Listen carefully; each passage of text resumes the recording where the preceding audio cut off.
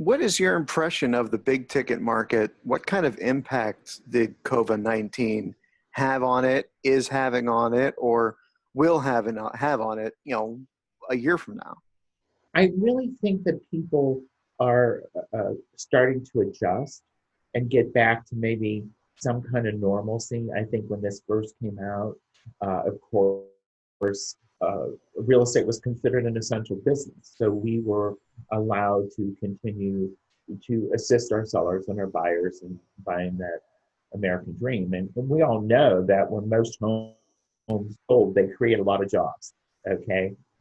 People buy new furniture, they buy refrigerators, they buy carpeting, they do a lot of things. So, like I say, it's had some impact, but not. I don't think it's had as much as you would think. I'm going to give you an example. We have one that we are very honored that we get to work with the Business Journal, and we always do a home of the week.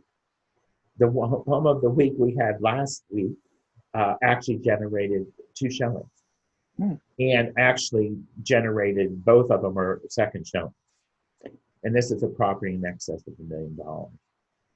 So I think that market's still there. And again, we don't know where people are coming from too. And today's world with the social media, like you and I are Zooming, okay? We're doing things that we hadn't done in the past. So the world becomes smaller and we're getting more interest. So, with social media and things like that, we had virtual open houses, where our agent would walk through, like in our Medina market. And those homes actually have been going well, and again, in Medina County. One of the things I might say is it depends per county and, of course, per unemployment. So, those things drive a market too. But I think that at this point that upper end market will stay steady, and if they want to buy, those people are probably in a position to do so. How are you guys selling these homes? Of course, we're Zooming, and you mentioned that in the real estate market, that's giving you the opportunity for the virtual showings.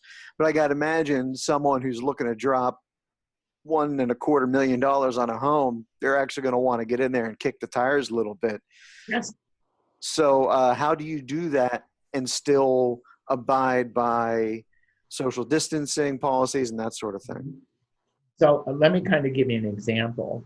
So for a while, and I'm just going to use Ohio versus Pennsylvania. In Pennsylvania, they could not show any houses at all. So the virtual market weren't even allowed in.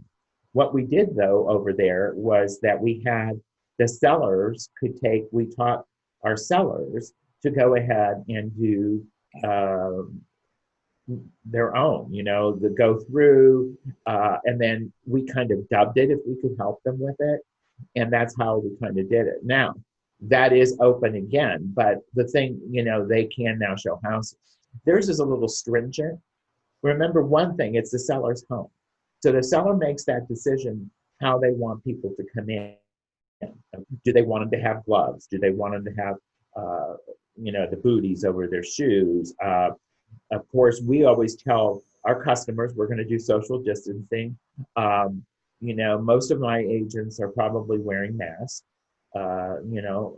as directed. And I think just following or set forth by our government and how to do it. For over a century, Farmers National Bank has stood strong. Through booms and busts, peaks and valleys, we've learned to know the seasons and how to grow in each of them. During challenging times, everyone is reminded of the value of solid relationships in both life and business. Farmers, stand strong.